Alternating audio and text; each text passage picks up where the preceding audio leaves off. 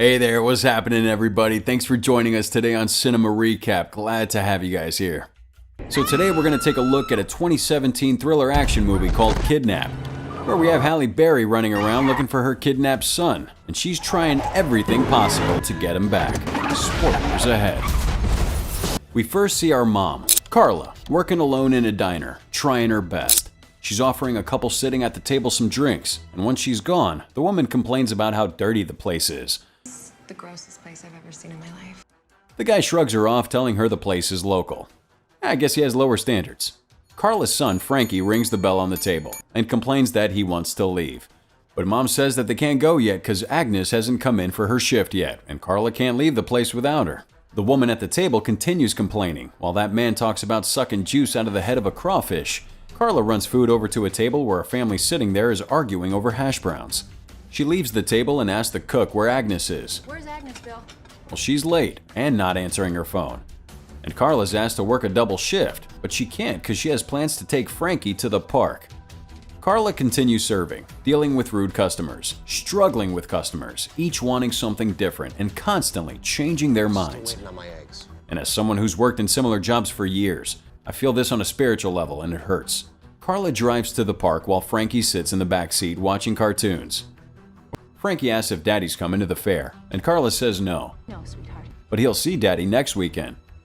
Maybe Frankie will get to see Cheryl. I guess that's his dad's new girlfriend? Oh, no. Frankie hasn't decided if he likes this new lady yet, but Carla says that she thinks Cheryl is nice and smart. She then tells Frankie how much she loves him, how much everyone loves him. Well, they get to that park. Carla and Frankie begin to wander the fair. They play Marco Polo with Frankie having fun in the playground. A man who's sitting on the bench beside Carla asks how old her boy is, and she replies that he's 6 and likes to hide. Frankie hides behind his mom and they hug. They then go to watch a show, and Carla answers a call from an attorney?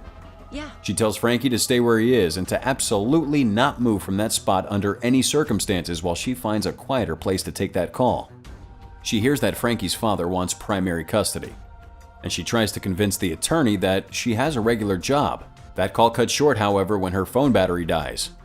So she returns to find that Frankie has absolutely moved from that spot. Marco! She's calling out for him, finding his toy on the bench, now beginning to worry. She runs out to the parking lot, seeing a man in the distance, dragging Frankie into his car and taking off. She tries to stop the vehicle, failing on foot, so gets into her car but loses the vehicle as the driver tricks her, going a different direction at the last second. But she catches up to the vehicle. The trunk opens and another person begins to throw tools from the back. She causes a car to crash but continues driving. She pulls up alongside the vehicle to see somebody holding a knife to her son's throat. And fearing for his safety, she breaks away from the car, only briefly before finding that car again and tailing it from a distance now. She hears on the radio that the police are pursuing a red van, involving a red minivan, like the one she's driving, but it's the wrong one. All frustrated, she grabs Frankie's toy, which is a recording device, and listening back as she's driving. She hears Frankie's last words before he was taken. My name's Marco. What's your name? Now, seeing a policeman on a motorbike behind her, she begins to drive erratically to get his attention. The cop orders her to pull over, and she calls for help, saying that her son was kidnapped. Not hearing her over the wind, the cop orders her again to pull over. pull the car over now! The kidnapper's car drives into the motorbike, driving all 3 of them off the road before eventually coming to a stop, unable to go further. A man gets out of the car, walking towards Carla. He begins to run at her with a knife, but Carla drives back only briefly before flooring it and nearly hitting that guy. She ain't backing down. She offers them her wallet with all her cards in it, telling the man her PIN number. All she wants is her son, but it isn't enough. She vows never to give up until she has her son back, and the man takes her purse, now fallen on the ground, and walks away. He gets back into the car, presumably people are talking inside, and the door on the other side opens. She hears her son calling for her, and a woman gets out. This woman approaches Carla, and she's feeling threatened, so she gets back into the car. This woman says they want $10,000. If she doesn't cooperate, her son will be killed. Carla opens the door and the woman gets in, ordering her to follow that car, saying that she'll only get her boy back after giving them the money. Follow him. Once they enter a tunnel, the woman begins to beat Carla over the head and then attempts to strangle her with a belt. Carla manages to free herself by dropping the seat into a lying down position, opening that sliding door, and just throws the woman out of the vehicle. And when she leaves the tunnel, she's alone in the vehicle again. The woman is seen exiting the tunnel and the two cars continue driving. They pass over a bridge. Carla's vehicle is running low on fuel. The blue car suddenly begins to slow down. He begins to speed up, Carla giving chase, slowing when the man threatens to throw her son from the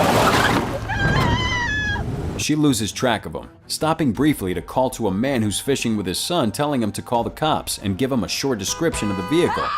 Continuing on, the other car now out of sight. She sees traffic and just drives on the grass between the two lanes to bypass all those cars.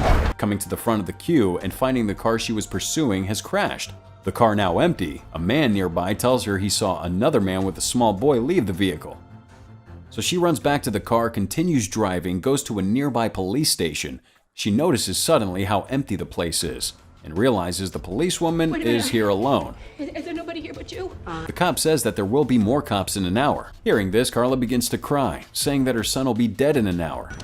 Not knowing what else to do, she calls her husband as the policewoman puts out an alert for her kidnapped boy. Her husband David isn't picking up, and Carla leaves a voice message. She turns and sees a billboard next to her with several missing child posters, some of them old, the children still missing. Carla realizes that these two people must be the ones taking the children. She looks over at the policewoman again, who's still on the phone. She runs from the station and gets back into the car, driving around.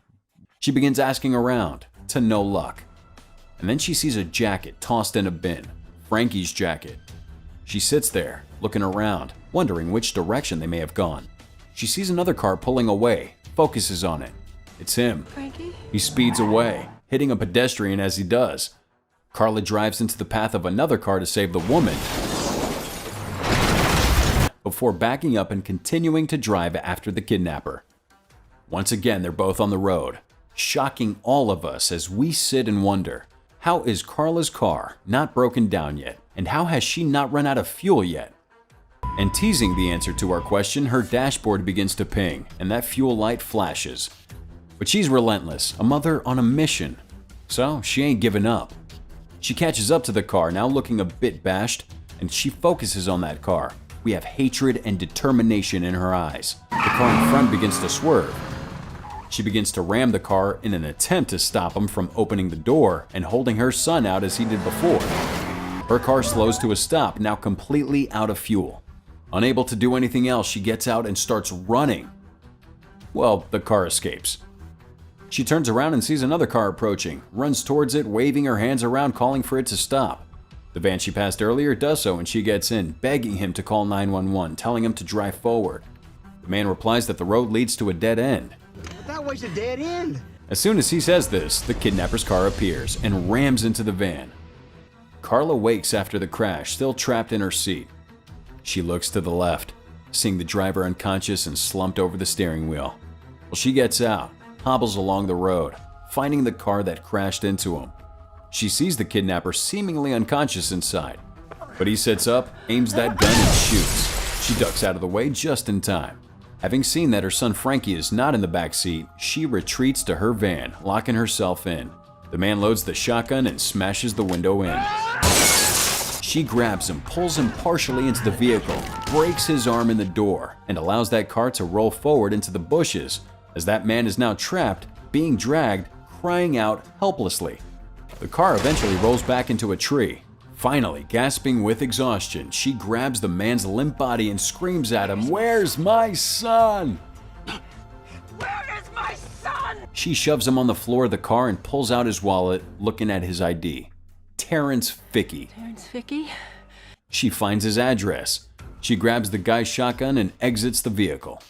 The sat-nav in her car told her the address was 2 miles away, or in other words, walking distance. And so she begins. It's getting dark now, but she finally manages to get to the spot. So Carla enters the home without knocking and tentatively begins to look around. She opens a door to the bedroom, seeing a person sleeping. She closes that door quietly and continues searching, staying completely silent. She finds family photos and then hears some faint thuds. The phone rings and Carla goes to hide. Someone whose name is apparently Margot, according to the subtitles, answers the phone, saying, "We got another one."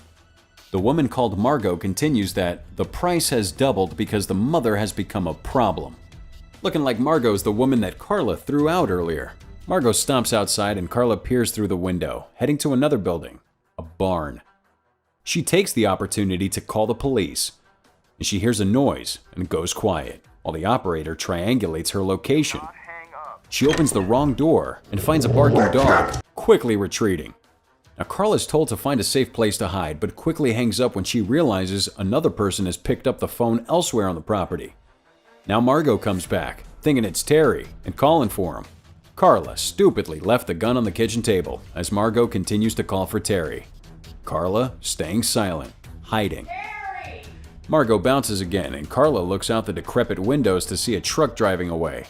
And she sees a half-eaten pizza on the table, realizing that it must have been given to Frankie. So Carla sneaks into the barn, still holding the phone. In the barn, she finds another phone and an old TV showing nothing but static. She continues to walk forward, holding that knife. She's hearing water dripping, begins to quietly call out for Frankie, hearing his voice. He's above her, alongside two other children, one of them called Lucy.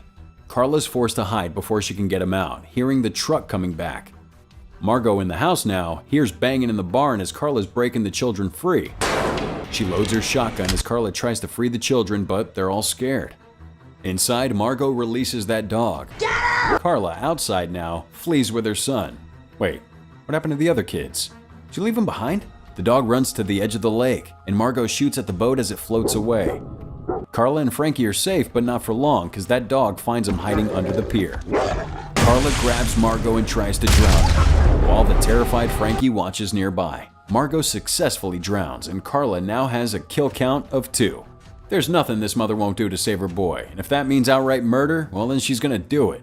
Now with both kidnappers dead, she goes to hug her son still under the pier, and then embrace. Once they're out of the water, Frankie sits outside with a blanket, while Carla goes back to the barn for the girls. Come on. But before she can get him out, another person enters. Who the hell are you? A dude holding a gun, and he claims to be the neighbor. Says he heard gunshots, and he asks where Margot is. "Ah man, I got some bad news for you." Carla's straight with the guy, telling him that Margot is in the water. Sounds pretty sinister. She then goes on to explain that the couple have been kidnapping children. What? The man at first seems not to believe her, They ain't kidnappers. You turn around. but begins to come around when he hears the children above him. She quickly gets suspicious when she realizes the man knows exactly how many children are up there, grabbing a nearby spade. She then beats him over the head with it, confirming her third kill. You took the wrong kid. So mother and son embrace again, now both safe in each other's arms. A helicopter lands. Tons of police cars roll up to the house, sirens blaring. Carla with the walk of purpose in slow-mo, all 3 children around her. The news hits hard, and we're given the confirmation that all 3 child abductors are freaking dead. And then the story quickly ends. We never get the answer to the question we all have in our minds. What were they planning on doing with the children? And the answer depends on how dark your mind is. Till next time.